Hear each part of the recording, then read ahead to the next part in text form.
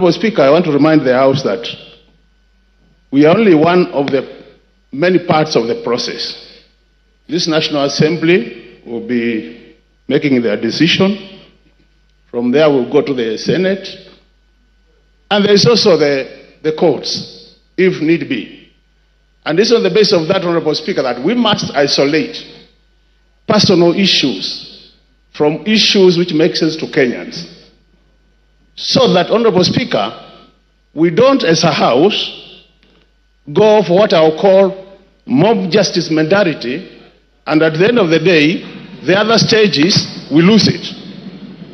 Honourable Speaker, in the past, this House has been thrown under the bus because of this kind of mentality, where we go, make decisions, and out there, when they go to the courts, a number of our acts of parliament have been declared unconstitutional, basically because as members, we come here and we start shouting and assuming that other people there are not watching.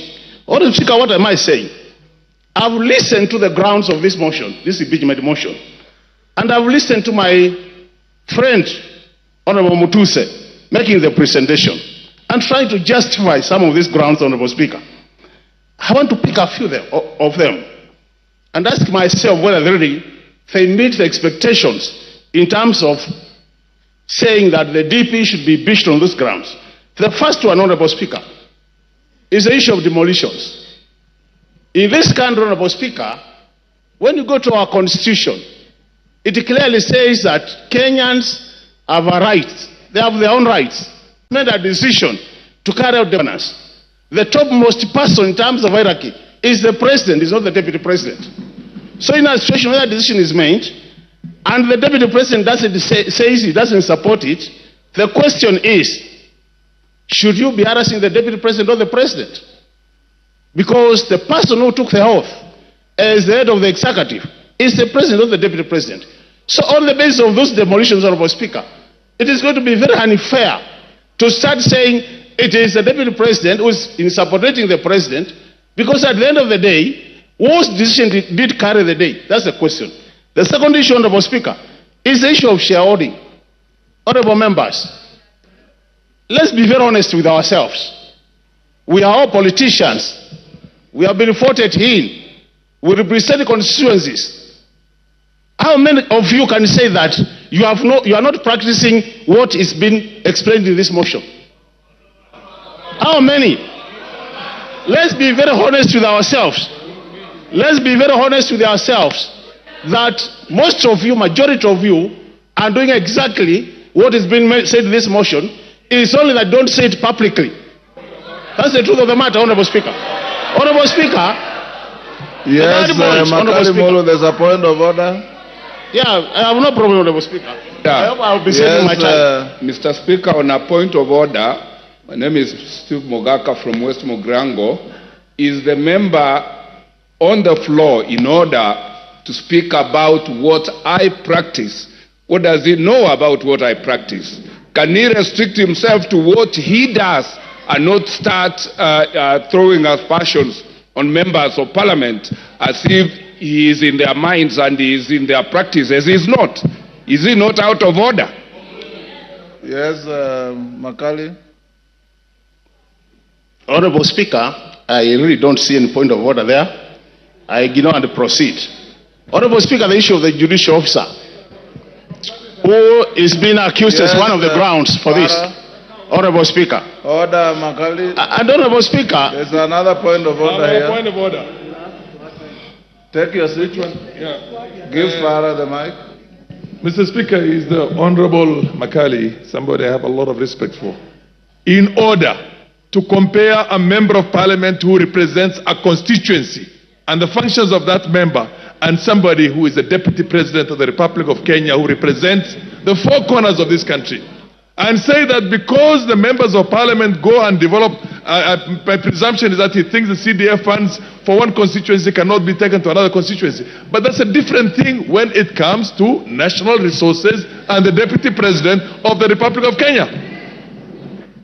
Makali, wind up, your time is up. You know, Honourable Speaker, I hope this not just to drive me not to say what I wanted to say, Honourable Speaker. I can see a very deliberate move to curtail me from saying what I want to say. Do you want Honorable information Speaker, from Nimrod Mbai? Honorable Speaker, you know the thing is, Honorable Speaker, and Honorable Speaker, you need to protect me on a serious. You have been protecting everybody who You has are spoken. protected. Unless also, Honorable Speaker, you're on the same side of those who are supporting. Because on a serious, Honorable Speaker, I don't think it's fair. You have been protecting everybody else. You can't protect.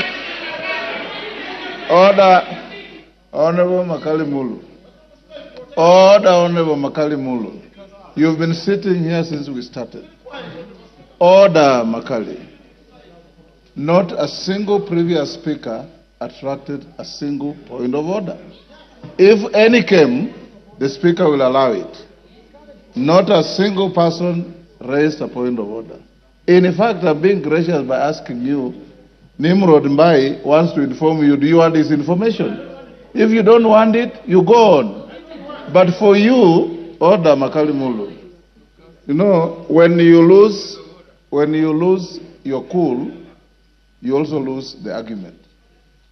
So just be composed, say your bit. The speaker has no dog in this fight. Just say what you want to say, finish, and we give space to somebody else. And any member who wants to stand on a point of order, it's within your standing orders. He has said he doesn't want your information. Go on. You know, Honorable Speaker, with all due respect, people have been making their contribution here since morning. Nobody has been shouting point of order. So, and it's my democratic position to oppose the motion. Order. Honorable Speaker. Go on. Honorable Speaker, I've been elected by the people of Kitui Central to come to this house 3 times.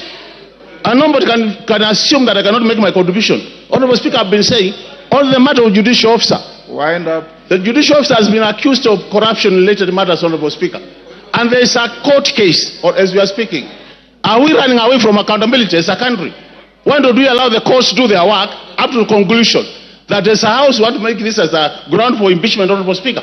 This is what we are saying. There is separation of power, Honorable Speaker, and we should respect that. Telling Honorable Speaker, the India of officers has been called by the DP. Just called. How many of us here since morning have been called by the President? How many of us here since morning have been called by the Deputy President? Pleading with us to either support or oppose. Can you be impeached on that note? On a serious note, we need to be serious as a house.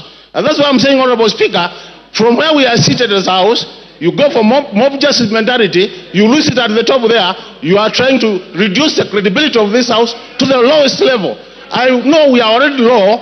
I wish we should not reduce it further than where we are, Honorable Speaker. Let's go for strong grounds for opposition of this motion. Is it a situation where a thief was being sent to court to catch another thief? This is a situation. Honorable Speaker, this country has much more serious issues than what we are discussing. Mike Trice. Your time is up. Order. I will now order. Take your seats. Order. Robert Mbai. Boy. Order, Robert Mbai. Give him 1 minute to finish. Yeah, Honorable Speaker. So I was saying, Honorable Speaker, Kenyans have said that Kitui Central in particular has said, kufa makanga, kufa ndereva, kufa mechanic. Because Kenyans are more serious issues. And when they die, we want a new renewal of this country, Honorable Speaker. This idea of mob justice, we are not going to allow in this country. Kenyans have more serious things. I oppose, Honorable Speaker,